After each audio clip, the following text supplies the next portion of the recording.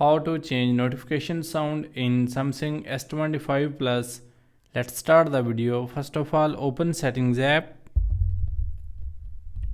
and select Sounds and Vibration, and from here you can see notification sound. Click on this, and from here you can see different sound. So select any sound which you want to choose for notification sound. So we select this, and from here you can increase or decrease notification sound volume. By applying this method, you can easily change notification sound in Samsung S25 Plus. That's all for this video. Thanks for watching.